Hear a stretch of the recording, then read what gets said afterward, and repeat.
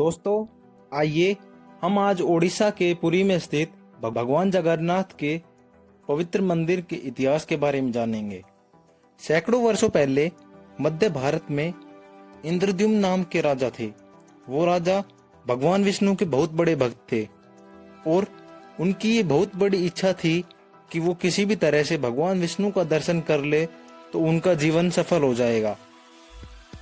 एक दिन एक ऋषि राजा के दरबार में आए और राजा से कहने लगे कि हे राजन, आप भगवान विष्णु के बहुत बड़े भक्त हैं।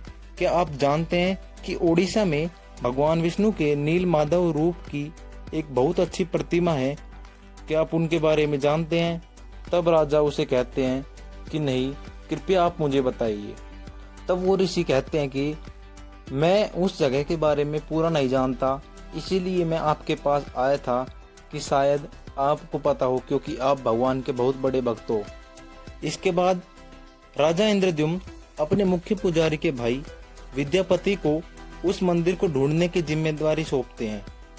राजा के आदेश से विद्यापति ओडिशा पहुंच जाते हैं। वहां उन्हें गुप्तचरों से पता चलता है कि चबर कबीले के लोग उस मंदिर के बारे में जानते हैं। तब विद्यापति उस कबीले के मुखिया विश्वासु से मिलते हैं। वो उससे विनती करते हैं कि वो उन्हें भगवान के उस मंदिर तक ले चले, परंतु विश्वासु विद्यापति को मना कर देते हैं। परंतु कुछ समय वहीं पर रहने के बाद विद्यापति को पता चलता है कि विश्वासु ही उस मूर्ति का मुख्य उपासक है और भगवान की उस मूर्ति को उसने एक गुफा में रखा हुआ है और वहीं पर वो उनकी पूजा करता है। कुछ समय बाद विद्यापति को विश्वासु की बेटी से प्रेम हो गया और वो उसकी बेटी के साथ विवाह कर लेता है।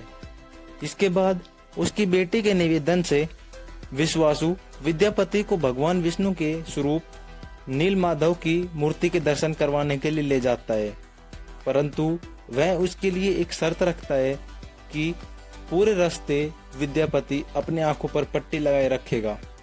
तब विश्वासु विद्यापति को उस मूर्ति के पास लेकर जाता है, परंतु विद्यापति रास्ते में बहुत सारे कंकड़ बिखेरता चलता है ताकि उसको वह रास्ता पता चल जाए।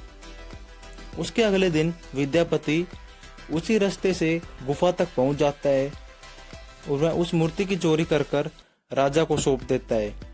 मूर्ति चोरी होने से विश्वासु बहुत उदास हो जाता है।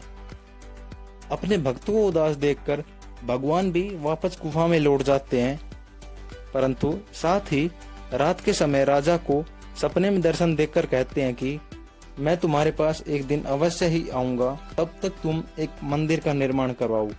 तब वो राजा एक भव्य मंदिर का निर्माण करवाता है और प्रभु से उसमें विराजमान होने की विनती करता है। तब भगवान राजा को स्वप्न में दर्शन देखकर कहते हैं कि समुद्र में तैर रहे लकड़ी के एक लट्ठे को लेकर आओ और उससे मेरी मूर्ति बनवाओ। राजा के बहुत सारे सैनिक मिलकर भी उस लकड़ी के लट्ठे को हिला नहीं पाते हैं। तब वो सब भगवान के भक्त विश्वासु को ही बुलाते हैं। तब विश्वासु अकेले ही उस लकड़ी के लट्ठे को लेकर आता है।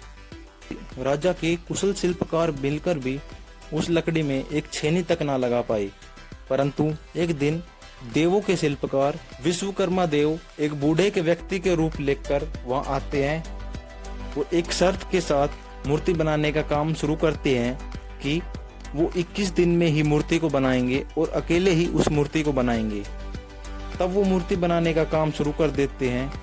15 दिन तक बंद कमरे में से मूर्ति बनाने की आवाजें आती थी, परंतु एक दिन रानी टहलती टहलती उस मंदिर के आसपास आई।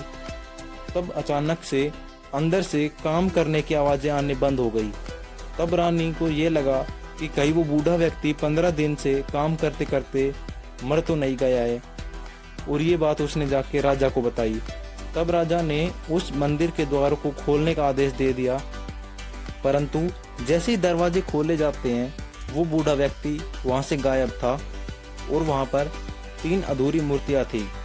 तब राजा इसे ही भगवान विष्णु की इच्छा मानकर तीनों अधूरी मूर्तियों को ही स्थापित करवा देते हैं और कहा जाता है कि भगवान जगन्नाथ की मूर्ति के अंदर आज भी भगवान का दिल धड़कता है।